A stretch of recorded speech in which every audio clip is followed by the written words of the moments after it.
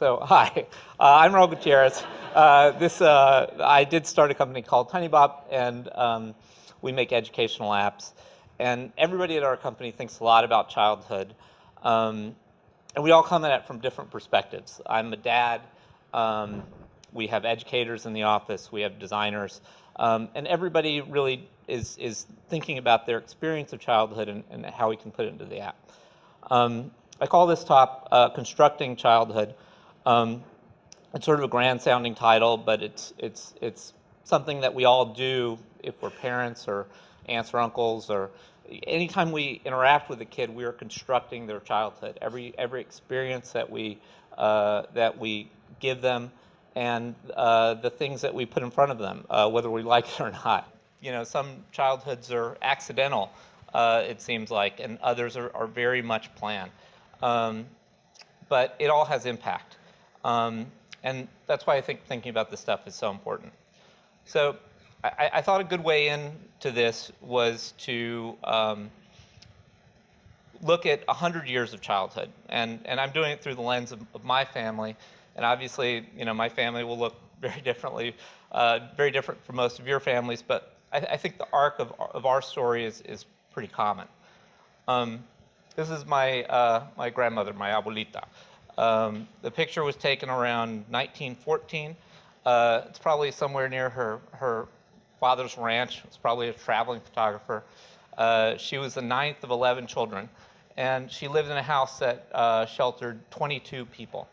On most days, she was expected to cook and clean and fetch water, and it was a house that wouldn't have electricity for another 30 years.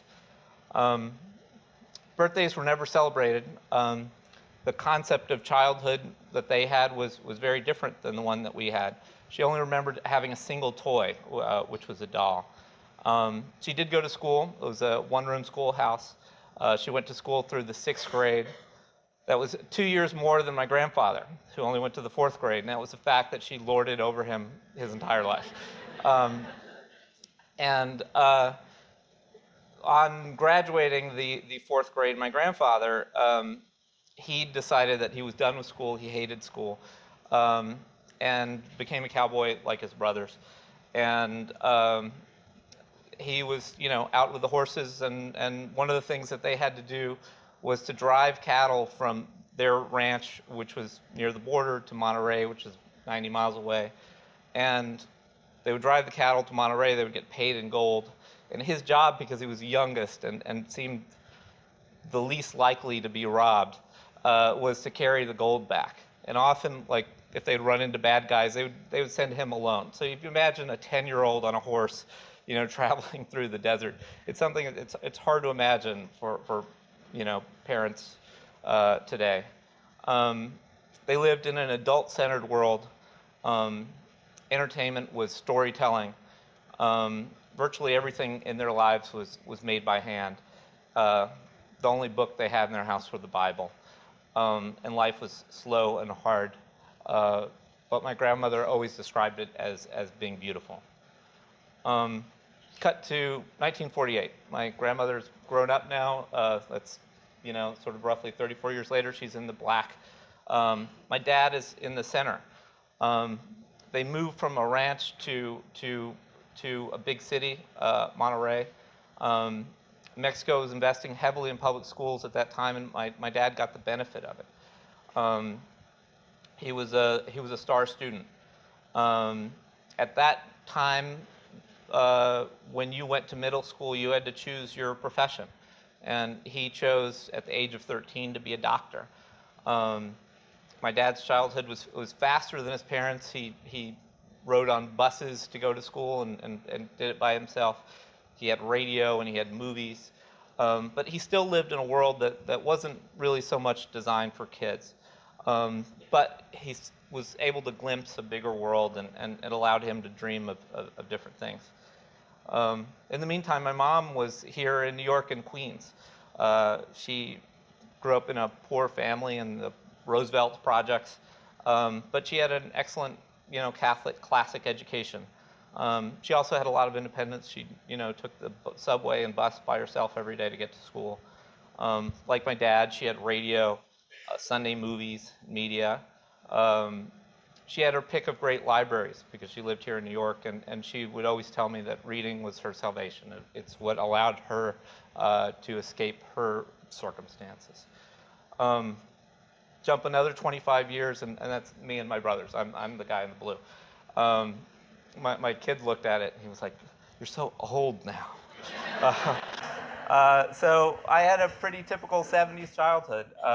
We were the focus of our parents' lives in a different way than my, my parents. But we were given a ton of freedom.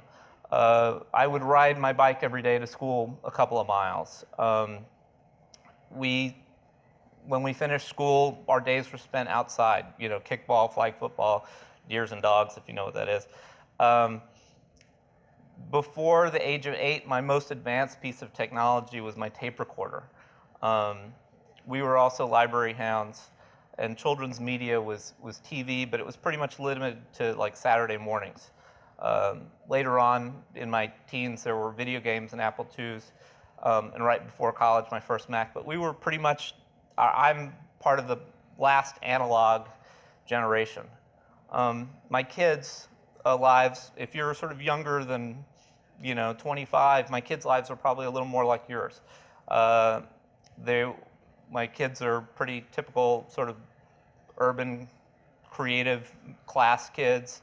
Their lives outside of school are spent mainly indoors. They're pretty tightly supervised and structured.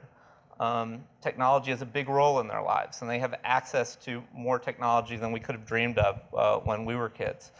I polled one of my kids' class about what they wanted, for gifts for the holidays, and 27 out of 28 said they wanted iPads or iPhones. And most of those kids already had iPads or iPhones. They just wanted the newer one. The one kid said he wanted a pogo stick, and that's the kid that I want to talk to. So I think one of the questions we ask is how do kids see the world, and what's universal? What are things that kids have always seen that was true for both my grandparents and for my kids? So scientists tell us that babies, when they're born, they basically see nothing. They just see light and shadow. And then soon afterwards, they see eyes and nipples. And that's basically it, eyes and nipples. And then soon after that, they see everything, and they can't filter. And if you've ever been with a little baby, like in a room full of people, if they get sort of too many eyes, they'll just look away. They'll look down to the side because it's too much stimulation. They can't see enough. Those filters have to be learned. But eventually the filters start to click in, and their world becomes narrower and narrower. And what they see and experience is largely controlled by the adults in their lives. And most toddlers see no separation between themselves and their parents. They don't understand that you're different entities. I think one of the biggest jobs of parents is teaching kids that other people actually exist. That we're all born with this empathy baseline, but to a large extent it has to be taught. And I think this has been always true. Kids experience a subjective, almost magical reality that we as parents or as educators or as people in their lives have great influence over. You put a kid in a costume and he believes that he's a giant eyeball. Emotional reality controls their physical reality. My grandmother had a story about falling asleep under a cottonwood tree and being surrounded by vultures. And to her dying day, she said that there were hundreds of vultures that were coming down. I'm sure it was one vulture, but her emotional reality was that there were hundreds of vultures coming after her. By the age of 10, kids' brains have formed trillions of connections, like literally trillions of connections between neurons. You're born with all the neurons that you're going to have, but what develops are these connections between them. And yet, they see things through this narrow lens. They see things in a very tight circle. So they tend to see what's right in front of them. Like, they don't care about the bridges. They care about the rocks that are right there. And they're constantly searching for order. So kids often have phases that they'll get interested in certain things. And it can be an intense focus. One of my kids was into wheels for a while. We traveled around Europe, and I have literally hundreds of pictures of him examining wheels all over Spain. Really what they're doing is they're little scientists. They're figuring out how things work. Why does this wheel look different than that wheel? How do things move? When the pathways in their brains have connected, they move on to the next thing. So I think those are things that are universal. What has changed dramatically in the last 100 years is how children see themselves in relation to the world. We now put children at the center of things. Like, every family I know puts children at the center of things. And for the Western world, this started in the 1830s with the kindergarten movement and educators like Steiner and Montessori. My grandparents probably lived more of a 19th century existence, so they didn't really have that as much. And I think one of the questions we have now is are we overdoing it? Do we put children too much in the center? And it's probably a longer discussion, but I would argue that we're probably failing a little bit on both ends. We probably put too much emphasis on it, and we probably put the emphasis on the wrong things. So another question we ask ourselves is what do kids need? And I'll start with what I think are sort of the least important things. So obviously there's the hierarchy of needs. Like, you have the health and well-being and things, and those are not things that we can take for granted. But after that, there's finding your place in the world, self-esteem, and all that stuff. And one of the ways that people do that is through toys. Toys shape play. My grandmother remembers having one doll, but she loved that doll, and it helped her model what her role was in her world. So a lot of good toys are models for the world. And now we live in a toy-filled world. And my favorite toys are things that don't have a lot of branding, that are blank slates.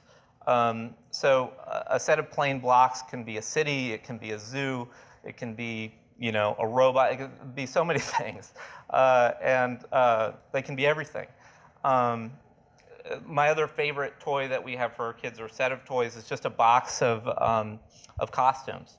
That, again, they can sort of be everything. And I hate toys that are branded, and trains that are named, and cars that are named.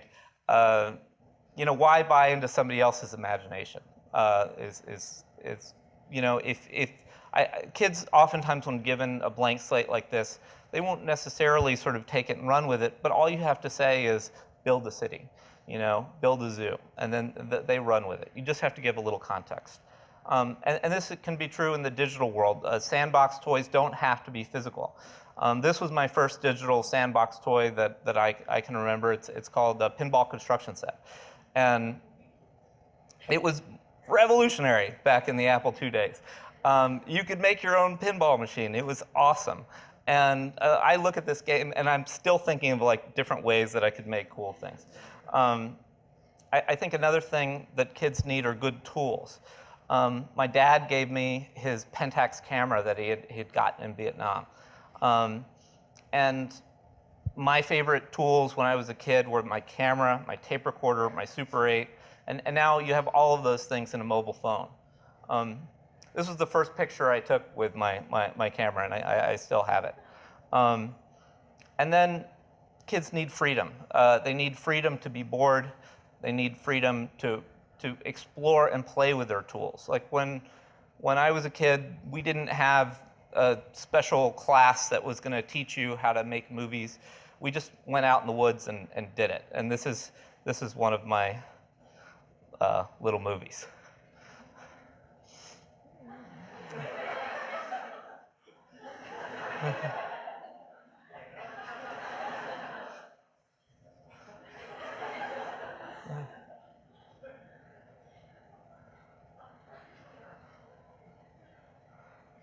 Nobody told us to do this. That was me, by the way. We just went out and we did this because we were bored. We made our own things. You have to give kids time to do stuff like this. Kids need escapes. For my mom, she escaped her tough childhood through books. This was her favorite book, The Tall Book of Make-Believe, and it's one of my favorite too. And kids need quiet, like especially in a city, in an urban context, having moments where your kid can just take in the world and be quiet, and it's vitally important. And in 100 years ago, the world was just a much quieter place than it is now. I also really believe that kids need danger. Within reason, obviously. But, I met a 13-year-old the other day, a 13-year-old kid who he had never used a knife. His parents had never let him use a knife to cut some things. Last Saturday, I was at a 7-year-old birthday party, and the parent told me that her 7-year-old son had never seen the beginning of Finding Nemo because the mom dies off screen. And how are you supposed to learn about confronting fear and danger if you don't have those experiences in your life? I work this into every talk that I have. Kids need time for questions. They need time for an open forum. My favorite part of my day is something I call question time. It's an open forum I have with my kids, where after we read books, we lie down and they ask me questions. And they can ask me questions about anything, and vice versa. And they asked me about Gabriel, my kid, the other night. He asked me, can time stop? And they ask about space, they ask about bullies, they ask about the nature of silly putty, and everything in between, and about death and God and the nature of things. And it's one of the most important things that I do, and it's easy, and if you have kids in your life, I very much recommend doing that. So how do we put all this into our app? Well, obviously we can't do everything, but we do try to design for slowness. The children's mobile media landscape is loud, it's often didactic, it's derivative, it can be repetitive. In mobile especially, it's often designed for other contexts. It can be pandering, thin, passive.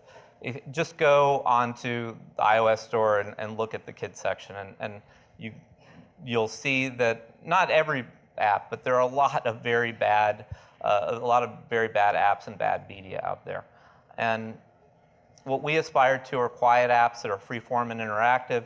They're rich, they're non-repetitive, they're designed for mobile, and they're a little bit weird. I think the little bit weird part is like maybe one of the most important parts of that. And so when we were building our first app, I started looking back at the media that had inspired me as a kid. I remember this book from my grandparents' house. It's something I stared at a lot, and it fascinated me. I remember, these science books from my public library. And we tried to roll that all up into a modern context, and we had a great team of people and great artists and developers who made it all come to life.